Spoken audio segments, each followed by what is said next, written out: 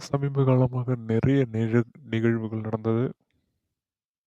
அது அரசியலா இருக்கட்டும், அல்லது மற்ற சுற்றுப்புற நிகழ்வுகளா இருக்கட்டும். ஆனால் ஒன்று நான் இப் தற்போது இருக்கக்கூடிய மக்களிடையே அ கவனித்தது, அவங்க மற்ற மிருகங்கள் கிட்ட, விலங்குகள் கிட்ட எப்படி பழகணும்? அதோட தன்மையை எப்படி புரிந்து கொள்வது? அது போன்ற எதுவும் இல்லாதது மாதிரி தெரியுது. அப்படின்னா, அ இப்போ வந்து ஒரு தெருவுல ஒரு நாய் பார்க்குறாங்கன்னா, அந்த நாய் அ நம்ம எப்படி கையாள்றது? ஏன்னா, நம்ப நம்ப வந்து பூமியில தானே இருக்கோம். அதாவது அ மத்த அனைத்து உயிரினங்கள் கூடயும் நம்ப இந்த நிலத்தையும், காற்றையும், நீரையும் பகிர்ந்து கொண்டு தான் இருக்கிறோம். அப்படி இருக்கும் பொழுது, அதோட தன்மையை நம்ம புரிந்து கொள்ளணும். அதாவது ஒரு வீட்ல ஒரு கூட்டு குடும்பமோ அல்லது கணவன், மனைவி, பிள்ளைகள் இருந்தாங்கன்னா, அவங்கள எப்படி நம்ம புரிந்து கொள்கிறோமோ, அதேபோல இந்த விலங்குகளுக்கு இந்த விலங்குகளையும் நம்ம புரிந்து கொள்ளணும். அது நாயா இருக்கட்டும், பூனையா இருக்கட்டும், அணிலா இருக்கட்டும், சின்ன மண்புழுவா இருக்கட்டும், இல்ல இல்ல எது வேண்டுமானாலும் இருக்கட்டும்.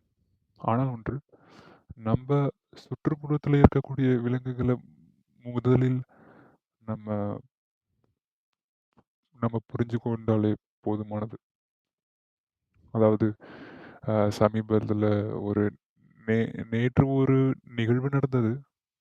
அ வீட்டிற்கு ஒரு அ விருந்தாளி வந்திருந்தாங்க. அவங்களோட அ ஒரு மகள், ஒரு 5 வயது அல்லது 6 வயது இருக்கும். அவங்களோட மகளோட வந்திருந்தாங்க. அ எங்க வீட்ல ஒரு வளர்ப்பு நாய் இருக்கும். அந்த வளர்ப்பு நாய் வந்து யாருடையும் கடிக்காது. ஆனால் விளையாட ஆசைப்படும். அது வந்து ஒரு இளம் நாய். அதனால ஓடி ஆடி விளையாட அது ஆசைப்படும். இந்த வயதான நாய்கள் தான் இது போன்ற ஒரு ஓடி ஆடிலாம் விளையாடாம அப்படியே வாலாட்டிட்டு சாப்பாடு போட்டு அப்படியே படுத்து கிடக்கும். ஆனா இது வந்து இளம் நாய்ங்கிறதுனால ஓடி ஆடி விளையாட ஆசைப்படும். ஆனா அந்த பெண் வந்தாங்க. அதாவது அந்த அந்த அந்த சிறு குழந்தை வந்தாங்க. வந்தோனே அவங்களுக்கு ரொம்ப பயம். ஏன்னா நாய் வந்து அ குறுக்க நெடிக்கும்லாம் ஓடல. அப்படியே வாலாட்டிக்கிட்டு கிட்ட வந்துச்சு. கிட்டனா இன்னும் ஒரு ஒரு 10 அடி அல்லது 15 அடி குறைந்தபட்சம் அ இடைவெளி இருக்கும். அ அந்த பொண்ணு அப்படியே தலை தெறிக்க ஓடுது. அந்த அந்த சின்ன பொண்ணு. இதுல வந்து அவங்க அவங்க அம்மாவும் என்ன சொல்றாங்கன்னா, "எதுக்கு நாய் வள எதுக்கு நாயெல்லாம் இது போன்ற அ இப்படி வளர்க்குறீங்க?" அப்படின்னு கேட்குறாங்க. ஆ இதுக்கு நீங்க எப்படி நினைக்கிறீங்கன்னு எனக்கு தெரியல. ஆனால் நான் அது என்னோட பார்வைப்படி எப்படி இருக்குன்னா, நம்ப வந்து மற்ற விலங்குகள் கூட வாழும்பொழுது, அதோட தன்மைய புரிந்து கொள்ளணும். அ இப்ப வந்து ஒரு நாய் இருக்குன்னா, அதோட அது அது அதோட அதோட வால ஆட்டுனா அதுக்கு என்ன பொருள்? அல்லது அல்லது உட்கார்ந்தா என்ன பொருள்? நம்பளயே மொறைக்க மொறைக்க பார்த்துக்கிட்டு, அ சாப்பாடு வேண்டும் அதுக்கு அதுக்கு என்ன பொருள்? அதோட பாடி லாங்குவேஜ் அப்படின்னு சொல்லுவாங்க. உடல் மொழிய வைத்து நாம அ புரிந்து கொள்ள வேண்டும். அதனால இது வந்து நாய்க்கு மட்டும் இல்ல. அனைத்து விலங்குகள், பூனை, மாடு, அனைத்துக்களும், ஆடு கூட. அதனால இது பெரிய ஒரு மிஸ்கம்யூனிகேஷன், மிஸ் அண்டர்ஸ்டாண்டிங்க நம்மளால தடுக்க முடியும். இப்போ வந்து நாய் அவங்க அவங்க அவங்க அம்மாவும் கண்டிப்பா இந்த நாய் கூட எப்படி நாய் என்ன பண்ணும் அப்படின்ட்டு அவங்களுக்கு தெரிஞ்சிருக்காது. இத வந்து எப்படி பார்க்கணும்னா, ஒரு விழிப்புணர்வு இல்லாமை அப்படிங்கிறத தான் நம்ம பார்க்க வேண்டியதா இருக்கு. விழிப்புணர்வு அப்படிங்கிறது நம்ம ஃபோன் யூஸ் பண்றது மட்டும் விழிப்புணர்வு கிடையாது. இந்த எந்த பஸ் எந்த டைமுக்கு வருது, அது மட்டும் விழிப்புணர்வு கிடையாது. யார் எங்க இருக்கா, அது மட்டும் இது விழிப்புணர்வு கிடையாது.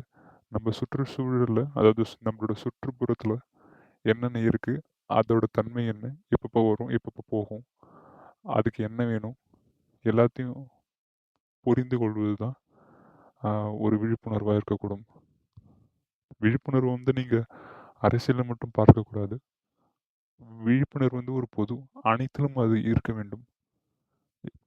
இந்த விழிப்புணர்வு இல்லாதனால ஒரு பெரும் இழப்பு நம்மளிடையே இருக்குது. இதுல குறிப்பா நாம சொல்லக்கூடியது சில இப்போதைக்கு கொஞ்சம் ஒரு 2 நிமிடம் அ அரசியல் எடுத்துக்காட்ட நான் சொல்றேன். சமீப காலத்துல பல போராட்டங்கள் நடந்தது. அரசியல் கட்சி சார்பாக. பல்வேறு அரசியல் கட்சிகள். அதுல ஏன் போராடுறோமேன்னே தெரியாம சில பேர் சில பேர் இல்ல. பெரும்பாலான பேர் அந்த அரசியல் கட்சி சார்புல போராட்டத்துல பங்கேற்கிறாங்க. ஏன் பங்கேற்கிறாங்கன்ட்டு அவங்க கிட்ட போய் பேட்டி எடுக்கும் பொழுது, அவங்களுக்கு என்ன சொல்றதுன்னே தெரியல. ஏன் வந்திருக்கோம்னு அவங்களுக்கும் தெரியல. இந்த காசுக்காக வந்திருக்கோம்னு சில பேர் சொல்றாங்க. பணம் குடுப்பாங்க, சாப்பாடு குடுப்பாங்க அப்படின்ட்டு சொல்றாங்க. ஆனால் ஆனால் ஒரு உண்மை காரணம் அவங்களுக்கு தெரியவில்லை. இது வந்து எப்படி பார்க்கணும்னா, உண்மை நிலை தெரிந்தால் அந்த மக்கள் அவங்களுக்கு உண்டானத அவங்களே பார்த்துப்பாங்க. அதாவது இந்த விடுதலை படத்துல சொல்ற மாதிரி தான். அதுதான் உண்மை. அதுதான் உண்மையும் கூட.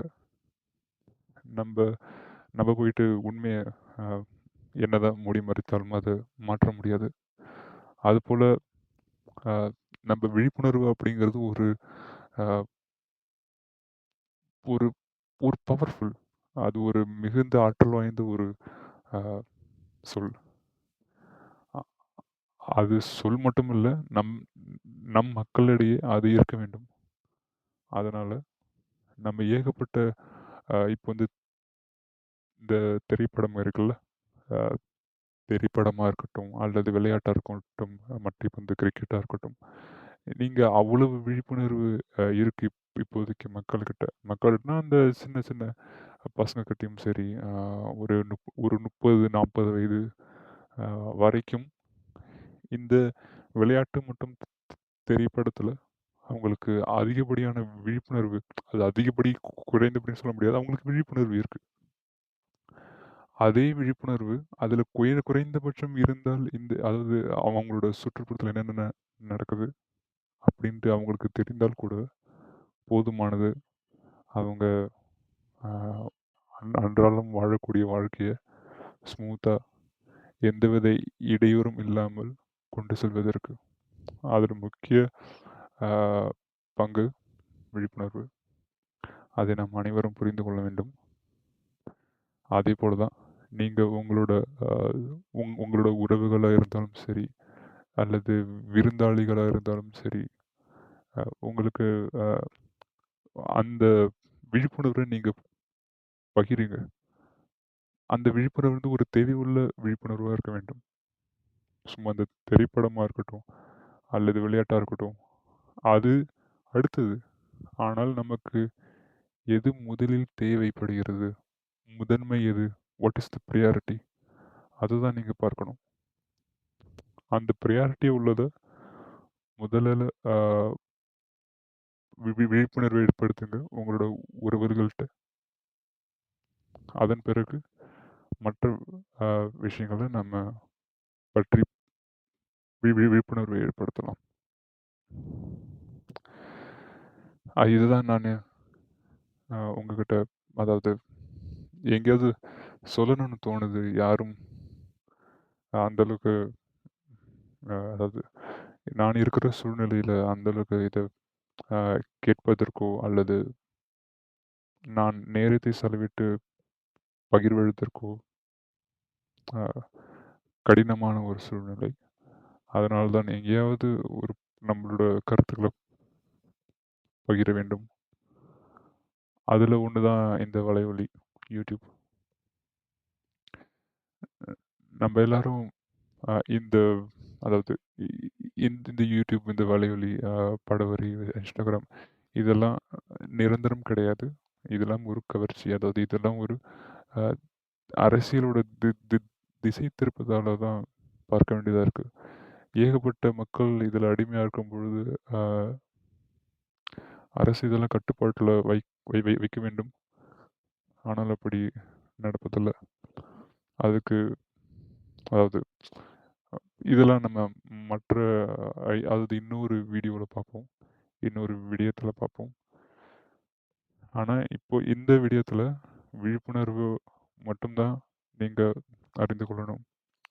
விழிப்புணர்வு எவ்வளவான ஒரு ஆற்றலான ஒரு செயல், அறிவு அப்படிங்கிறத நீங்க தெரிந்து கொள்ளணும். அதுக்கு தகுந்த மாதிரி நீங்க செயல்படணும். நீங்க எனக்கு தெரியும், ஆனால் நான் இதுக்கு ஆப்போசிட்டா தான் செய்வேன் அப்படின்னா, அது அது மாதிரியான ஒரு முட்டாள்தனம் நான் கேட்டதில்ல, பார்த்ததும் இல்ல. அதுபோல சரி எதுவோ அதை செய்யுங்க. உண்மை எதுவோ அதுக்கு துணியில நில்லுங்க. எல்லாம் ஒரு நாள் மாறும். பார்ப்போம். நன்றி. இதுவரைக்கும் செவிசாய்த்து கேட்டதற்கு நன்றி. நன்றி. பை.